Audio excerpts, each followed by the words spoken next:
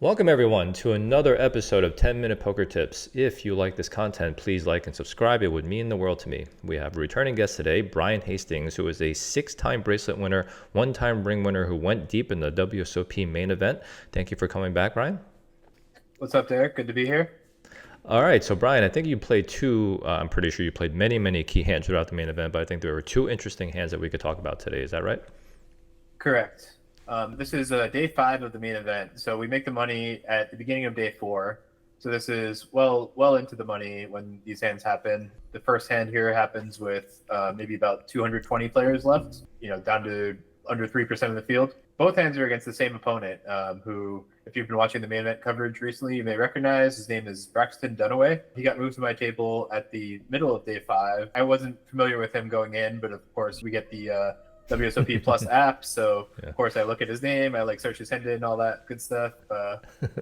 Tricks of the trade, and I see he has 1.5 million in live cashes, and 1.1 million was from winning the Monster Stack 2 years ago. So other than that, it's playing a bunch of 500s in Texas. He lives in Texas.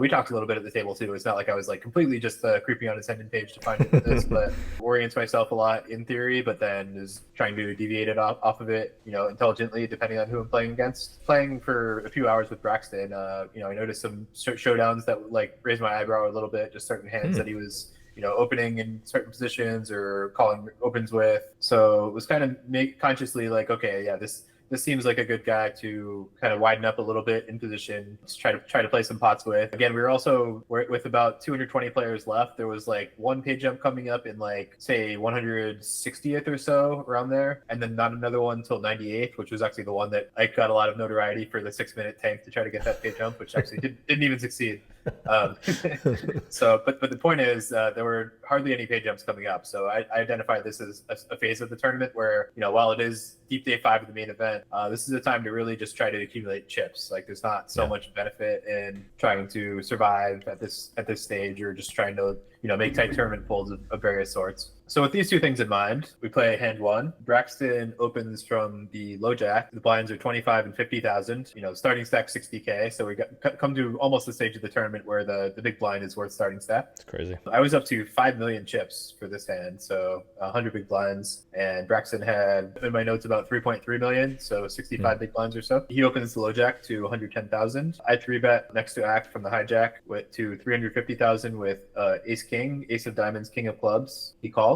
Flop comes jack of clubs, 9 of hearts, 7 of clubs. He checks, and I ended up checking back in game here, and I would too. Perhaps hindsight is 2020, but I really do think this was a mistake in hindsight. I do think I was correct in thinking that this kind of flop texture is one that can hit some hands, and it's probably a little bit better for him in terms of making nut hands than me. And so in general, I think pot controlling my range makes some sense here. I don't think there's really a whole lot of a case for pot controlling ace king high here, though. I think if we have pocket aces or kings is a good spot to exercise some pot control here. Exploitatively, I think we should still just be willing to bet this kind of hand. Again, we ace king with 1 club, so we block some continues with the king of clubs. It's just nice to clean up. I think also we'll be able to barrel some turn cards, not too many, I guess, on this board. If he check raises, we have an easy fold, basically. So I think that it's just a nice combo to just bet. In game, I checked back. The turn is the 5 of hearts, putting 2 flush draws out. He bets 175,000, which is about 20% pot. And I just thought for this sizing, I need to just call. I just thought it was too small of a size for me to fold the hand that has 2 overcards to the board, or really anything. I guess, if I happen to just have ace 3 of spades or something here, yeah, I can fold. But a hand that has 6 outs that are often good, I think I just need to call. So I call. And then the river is the queen of hearts, completing the backdoor flush draw. And he kind of played with his chips a bit, thought for a bit, and checked. I'm not a huge live reads guy. I wouldn't say that's my strength. I did enjoy your episode with Christina, by the way, talking about that. Yeah. But yeah, just kind of the way he did it made me feel like he wasn't super strong. Just had some kind of weak pair that was trying to get the showdown cheaply. Bunch. Yeah, I don't think I have a mandatory bluff with ace king here, but the queen of hearts is a card that on that specific card, I don't have all that many bluffs remaining. I think ace king and ace 10 are kind of the ones, or perhaps some kind of front door flush draws on the flop. Say I had an ace 3 of clubs or something like that. Then perhaps, but I would bet the flop a lot too. So getting to the river, and combined with the fact that I thought he seemed kind of weak, decided to bluff my hand. I decided to go for half pot. Felt like a size that I could just like wrap a queen like credibly. He ended up calling me with pocket twos. So Wow. yeah, And he bet the turn too. That is a little wild. yeah, he went for the block. I mean, the turn block is like, again, like this is why, I mean, of course, being a bit results oriented after seeing his hand, but like, yeah, when I do check back the flop, I mean, I am going to have a reasonable amount of unpaired hands in the turn, so him like blocking the turn makes some sense. Granted, I mean, I think the sizing was so small that I couldn't even fold my hand, but I think from his perspective, he's, trying to find out where he's at and like potentially buy cheap showdowns on a lot of runouts, which, yeah, I mean, I think if the river is a complete brick, I wouldn't really consider bluffing my hand as much against him. But yeah, anyway, I mean, again, it's a pre-flop spot where I think we don't open in the first place with deuces. So, kind of went along with my reads of like how I felt he was playing. In that case, it's more of like protecting against that kind of like downstreet effect. And then on that river, how do you feel from almost an exploitative perspective where you've never played with this guy before? It's very possible that you're going to break a table and not see him again until, much later in the tournament. If you're putting him on something, probably not as weak as twos, let's just say it was like third pair or something, right? And he's just trying to get to a cheap showdown. What about just bombing the river? I did consider that. I think, yeah, I mean, probably a little bit too much solver brain maybe, but I think if I had ace king with a heart, I think I would be a lot more likely to bomb. Yeah. But having no heart in my hand, yeah, I mean, I ended up deciding to just kind of size down to the one pair size instead. But I do think there's a case for that anyway. I mean, perhaps I got too caught up with just my cards there because, yeah, I think typically you would want a heart to be like bluffing on the bigger side here. But I mean, but again, like if I'm thinking about how to range him, like I thought he had a lot of hands like, yeah, maybe not necessarily twos, but like say, pocket eights or like 7-8 or like just stuff like that like, just a weak pair. And that's not really going to interact with like the top cards so much anyway. So I think there is a case in this instance for just like choosing to just bomb the river. But yeah, I mean, I always think that is an interesting thing is like, because if I bomb it, then I'm kind of just repping a flush and it's kind of hard to make a flush. So like, right. Is this guy going to believe me then? Like, I don't know. It's entirely possible he would have just like been like either he either has a flush or he doesn't and snap me off anyway. My bombing tends to sort of cross my fingers and hope that the size overrides their range analysis. You know what I mean? And that's just typically all I'm kind of thinking right. about. That's another interesting thing. There's just identifying against this specific player. Like, are they going to be more like scared of the general big size or like reading into that like, oh well, he's really polarizing exactly here type thing. Like, so that could be certainly an interesting thing in live poker against given opponents. Yeah, that was super interesting and actually pretty frustrating hand. But okay, tell us about the next one. Yes. Okay. So this is the very next orbit. So I think 7 hands later, assuming we were playing 9-handed. So now Braxton is the cutoff and now covers me. I'm down to 3.7 million, which is still 75 big blinds. He has about 800K more than me. He has a little under 90 big blinds. He opens min this time in the cutoff to 100K. I am the button with Ace of Diamonds, Queen of Hearts. In general, you could make a case for just like not bloating the pot here. Like I said, with those two factors, like both the stage of the tournament and the fact that I've had identified my opponent is opening too wide and calling 3 bets too wide. Yep. And not necessarily like 4 betting a lot either. So like in this hand, actually, if he 4 bet pre-flop, I think I just of course.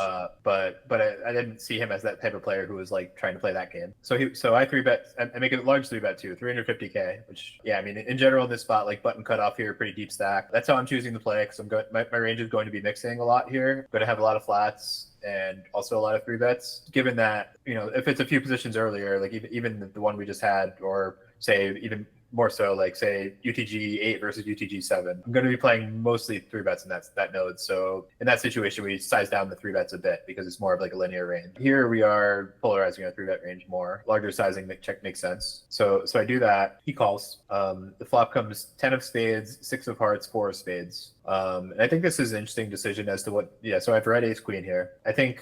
In game, what I decided on was we see bet sometimes. I tend to randomize, so I went in game. What I was playing was see bet 30% of the time and check 70% of the time here. I rolled a high number, so I see bet, and again, identifying this as a board where we're not just like range betting or anything like that, and it's a dynamic board. I sized up to half pot, and he called. The turn was an offsuit queen, so I make top pair, top kicker. Pot going to the turn is a little over 1.6 million, and the remaining stacks are about 3 million, so SPR a little bit under 2. Yeah, I mean, again, you could make a case for doing some kind of pot control thing here, but but I just think my opponent's range is wide and fairly weak, and I want to get money in here and live with that basically. So I went half pot again, and this decision was just pure. I wasn't mixing anything here. And he quickly says, "I'm all in," which is not what I was. Didn't love this, certainly. I didn't know exactly what to make of it, and I still think this. Still not entirely sure what to make of this decision. I mean, certainly, again, if you plug this into a solver or whatever, you're not holding top pair, top king here. Yeah. But the solver is also finding a lot of creative semi bluffs and such with that out of position. So yeah, I think definitely an interesting decision as to how to range my actual opponent here. I also think just because I've seen him splash around a lot in kind of smaller bet nodes doesn't mean he's necessarily super light for a lot here. Big one, yeah. I think my instinct is typically to fold in a situation based on what you're describing and how he arrived with the deuces. It just seems like a person who's splashing around too much in small pots, and then when they show extreme strength, it's just such a stupid fold with ace queen. But I feel like I would have to probably fold in game. Yeah, it was a really close one. Of course, I ended up calling it off. I thought I didn't snap call. I think that's also important. Yeah, it's an important thing I want to convey in live poker. Of course, In the past, I've been guilty of snap doing things when I just feel something, and I think it's always, especially for a big decision, good to take one's time and just think things through a little bit. Yeah. In game, I did land on this is a roughly 2/3 pot raise all in here. I do have very high in my range. Sometimes it doesn't matter. I mean, sometimes what really matters is his range and how I'm doing against it. But yeah, I mean, I made the judgment that I thought this guy could many potential semi bluffs on this board. Granted, those hands still have a good amount of equity against me. They're all probably 30+% equity or so. Say king jack of spades, jack of nine of spades, 9-8 of spades, maybe queen x of spades, which is good for me. I mean, it's at least they only have spades in the kicker there. Some gutters potentially, depending on how wide you think it can be. Do you think you were beating any value? I don't think I'm beating any raw value. I think I'd be. I mean, I guess if he had maybe king, so it was a heart on the flop. So say he has king queen of hearts or something like that. That's even. I think I had the queen of hearts in my hand, so I don't know if that's even possible. Probably not any raw value. I don't think he's just taking a 10 and just smashing it on the turn like this. I agree. So or even king queen without a draw, I think he would still be a little bit afraid about the very, very top of your range. Yeah, if he happened to have king queen with a draw, I think maybe, but I think it's pretty hard to have because I don't even think the backdoor combo is really there, unless I guess if he had king queen offsuit with one spade on the flop, maybe that turned it. But I think it's pretty unlikely, I would say. So yeah, my thoughts were more just two pair sets with which there's not a whole lot of two pair here. It's mostly queen 10, maybe 6-4 suited, but that might raise the flop or something too. I actually do think it would be in there pre-flop from him, but otherwise, yeah. And then I ended up calling and losing to a set of sixes, so. Makes sense. Yeah, I mean, I wonder how, certainly the sets can be in there. I wonder how full of frequency to give them. I think pre-flop, they're all 10, 6s, and 4s are probably all pretty pure pre-flop. Sometimes some of them probably raise the flop, I would think. I'm not sure how often that is. Sometimes, I mean, if you plug this into solver, I think those hands are still playing the turn a lot too. I don't know how often he's going to do that. I can certainly see it as a spot where humans are going to fast play a lot more.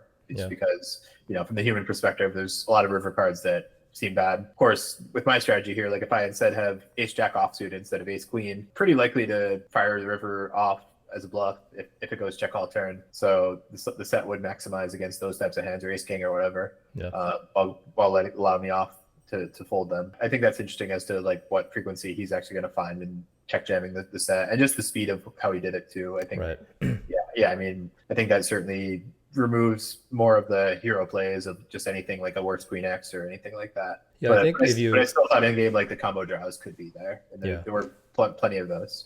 I think you dig into a little bit of the psychology of a recreational player in the main event. As deep as you are with the speed of that action, they're typically going to want to shut down a hand a little bit faster than a professional would. In that case, a professional would probably be flatting with sixes there and just trying to squeeze a little bit more money out of you on the river. Whereas this player is just this is enough.